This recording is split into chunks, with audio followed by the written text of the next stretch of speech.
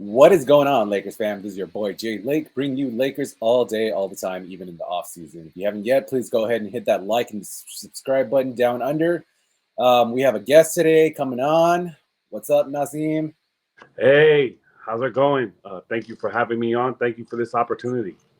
Appreciate your time. So, since that last video that we posted, we had an update about Dame and him requesting a trade. But we resigned several of our key players. D'Lo, we got him for 2 years, 37 million. That's a really good team-friendly contract. Last season he didn't do so well in the postseason. Very inconsistent shot.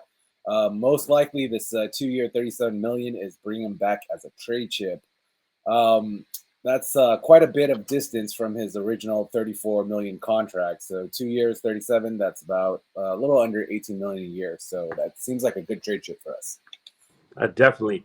And I am a big fan of D'Angelo Russell this year. If you contrast him with, of course, Westbrook's presence this year, I feel like he really added a lot to our team and in the energy and the chemistry of our offense that was very stagnant and not very dynamic. So his presence in the playoffs, yes, it was hot and cold, more cold in the Western Conference Finals, but I was really impressed with his ability to fit into our team chemistry, and I feel like he was a big part of why we even got the seventh seed and eventually won that playing game to enter the playoffs.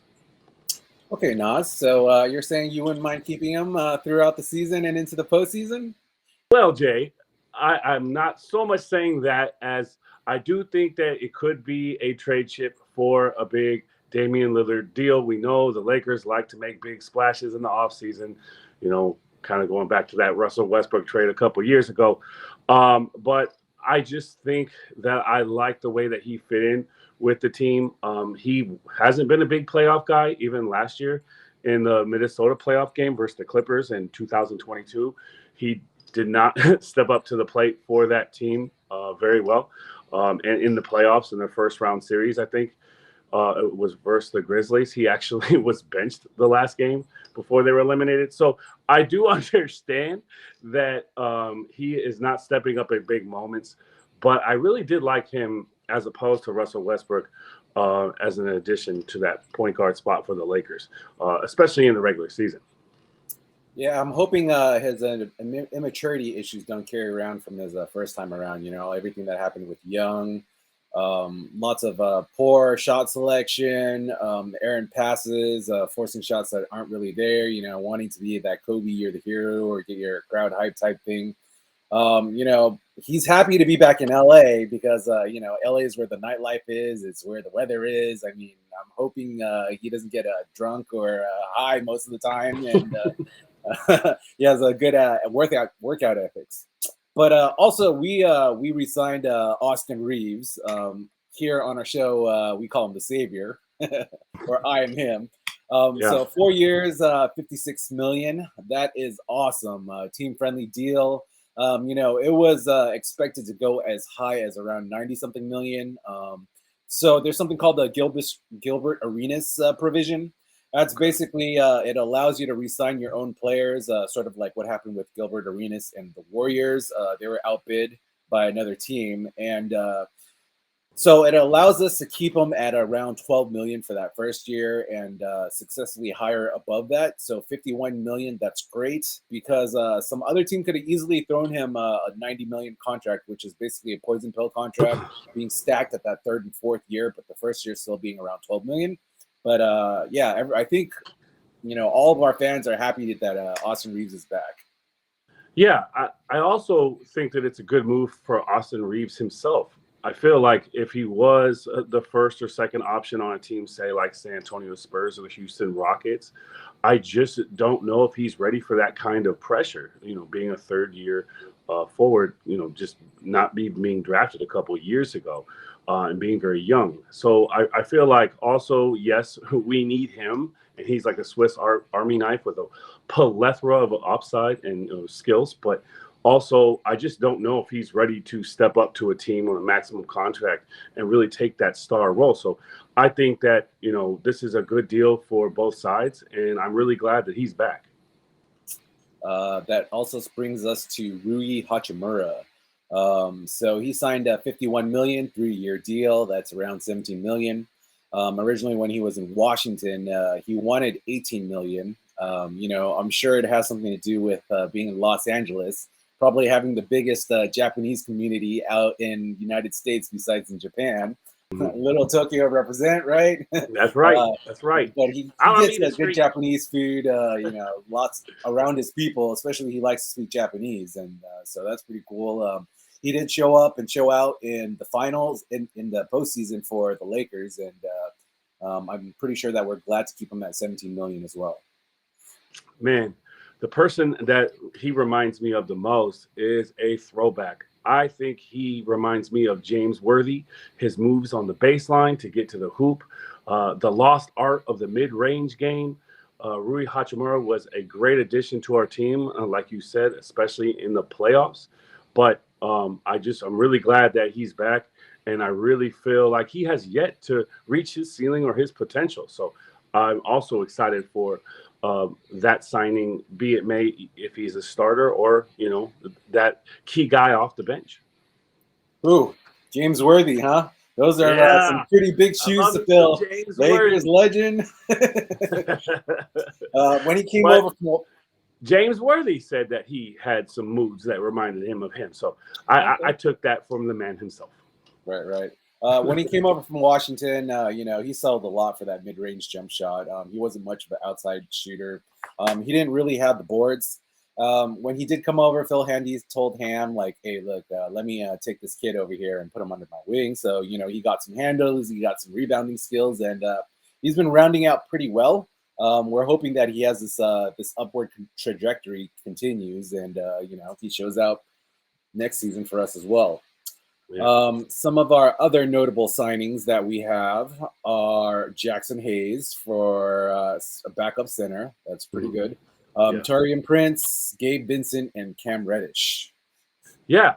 Which we have not Torian Prince, but we have Rui Hachimura, Jackson Hayes, and Cam Reddish all went 8, 9, and 10 in the 2019 draft. So we have a lot of prospects from that draft now that were all lottery picks 4 years ago, Jay. So a lot of potential there and unreached potential when you talk about Jackson Hayes and Cam Reddish. The the player that comes to mind when I think of Cam Reddish is Malik Monk 2 years ago when we signed him on a 1-year contract. He was a player that really struggled to fit into the Charlotte Hornets system. And, he was kind of on his way out of the NBA when, of course, he revamped his career on the Lakers last season. And then, of course, went on to be very successful in the Sacramento Kings. I feel like Cam Reddish could be the same thing. He struggled with Atlanta. He struggled to fit in with New York. Of course, in Portland, they had a G League tryout team over there. As Dame Lillard sat out most of the end of the season, so it was kind of hard to understand, where he was going to fit in there. But on our team, I feel like he could be one of those energy players off the bench, like Lonnie Walker last year. So I really feel like he can revamp his career with a solid coaching staff like Phil Handy, and of course veterans like AD and like LeBron James.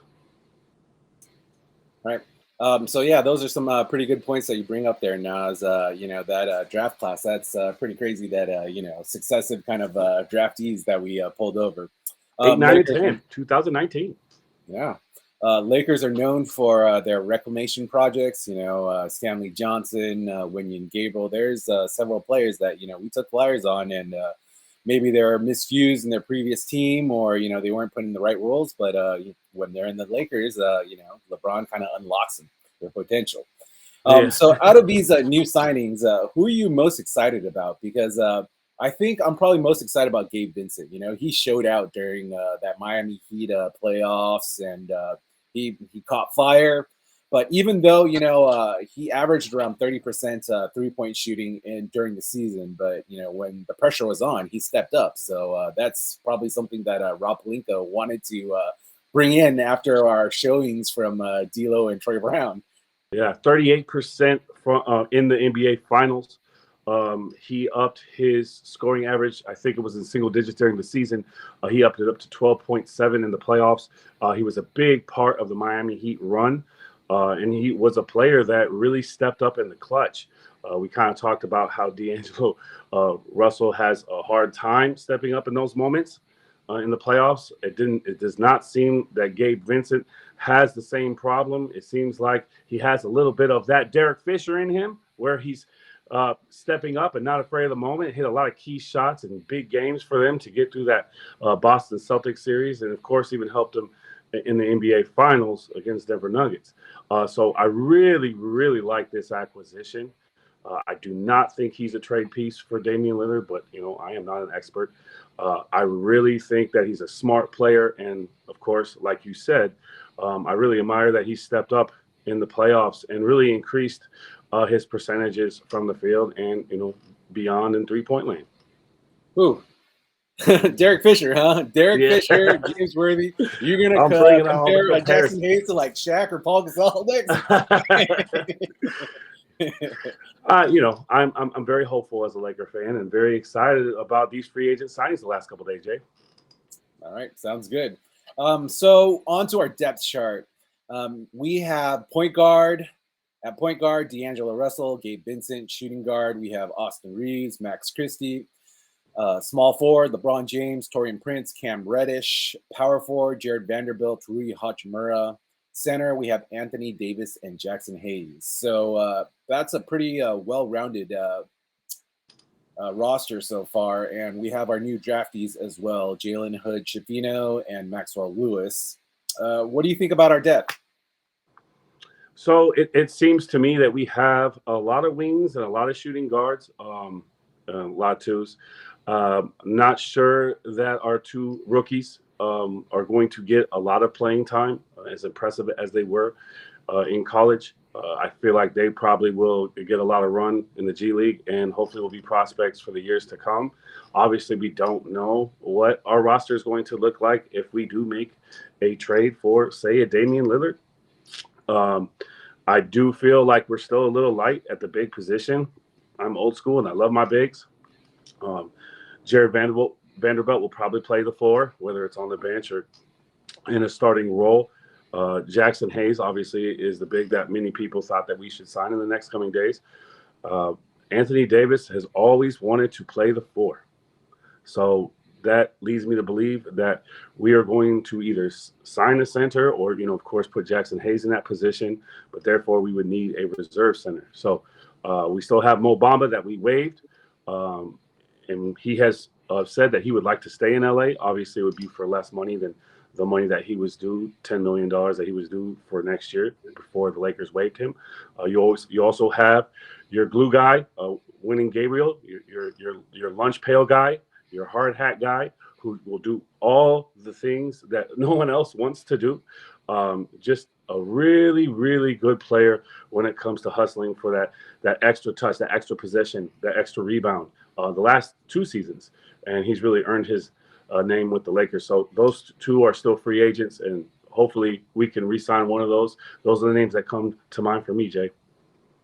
All right, so no more splashy free agent signings. You're okay with re-signing either Mo or Dub G, Wenyen Gabriel? Yeah, it doesn't have to be a sexy selection or free agent signing. I feel like those players were on the team. I feel like with Mo Bamba, we really didn't get to see what his potential was with his ankle injury. So he played very few games.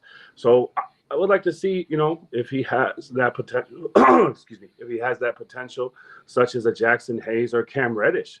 And he was a lottery pick as well. So, I want to see if he can, reach some of that potential that, scouts thought he had when he entered the league.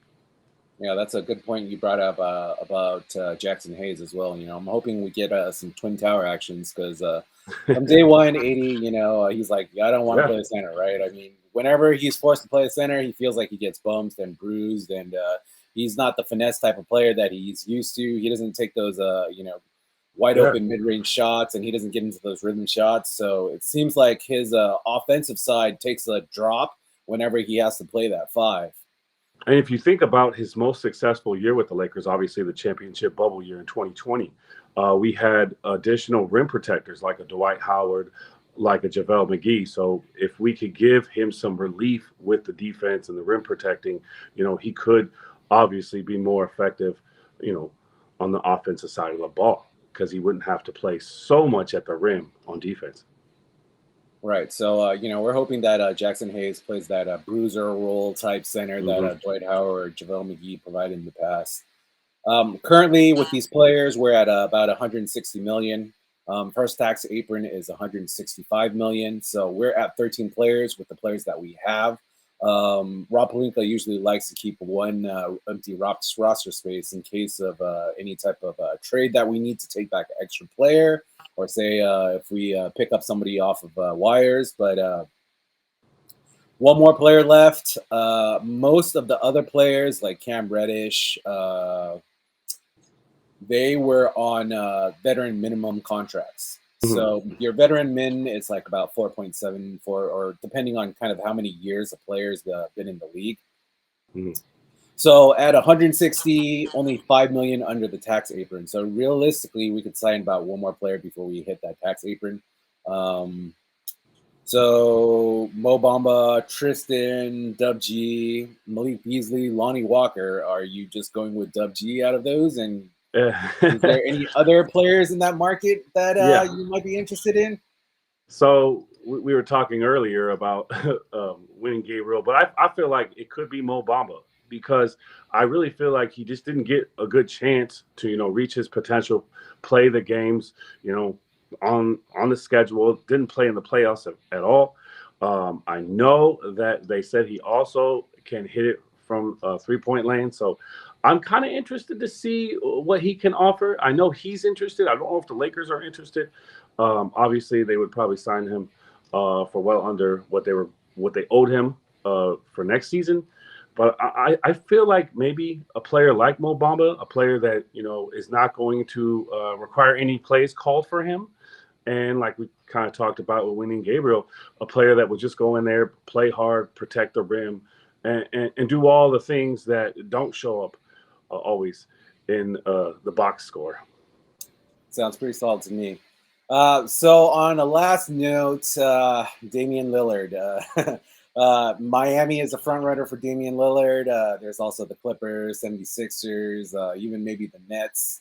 Um, do you want the Lakers to trade most of our assets for Damian Lillard and push all of our chips to the center of the table? I know that the Blazers will trade Damian Lillard. I'm pretty sure of that. I thought that before the offseason. I think it's just time for them to move on. I do not think that the Lakers will trade for him.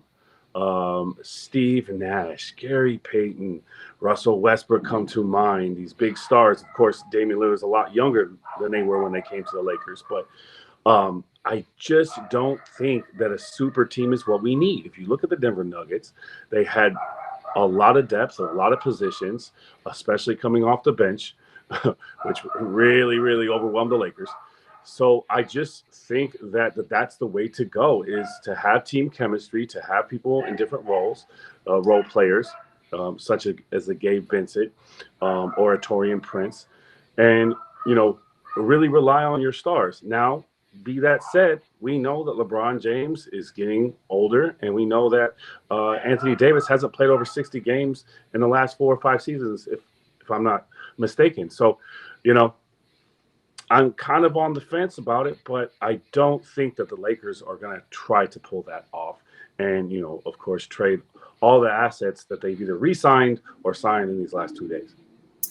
All right, so Joe Cronin, he goes to Rob Pelinka, put on your GM cap. He goes to Rob Pelinka and be like, look, I'm giving Damian Lillard to the Clippers for PG-13 and Terrence Mann. Are you going to give me AR and Rui if that means I'm going to send them to the Clippers and not the Lakers? Yeah, and I think that because of the upside of Austin Reeves and the youth of both him and Hachi, I think that we hold on to those picks. I mean, it really or to those signings and those players. It comes down to how much does Portland want, and do we actually have the draft picks to entice or compete, say, with the Clippers package that they offer the Blazers, in my opinion. Um, I don't get me wrong, Damian Lillard is one of my favorite players, and I know that he would change our dynamic, and he would probably be one of the key guys, if not the key guy, on our team. But I'm just not so sure that we want to part with some of these assets, some of these players that do have upside. So it just kind of goes down to, I think, boils down to how much are they asking for us to give them just for exchange of Damian Lillard, which obviously is one of the best players in the NBA. So that's what I really think it comes down to. And no, I don't want the Clippers to have him at all. I'm sure a lot of Lakers fans would agree with you. That would make me very, very mad. All right, Lakers fam. So you heard it here first. What's your thoughts on our ideal kind of offseason? What do you think we should, push in all of our chips to the center table for Dame? Go ahead and leave it down in the comments below. And Nas, thank you again for coming on. All right. Thank you for having me. This was fun. All right, Lakers fam. We'll see you next time.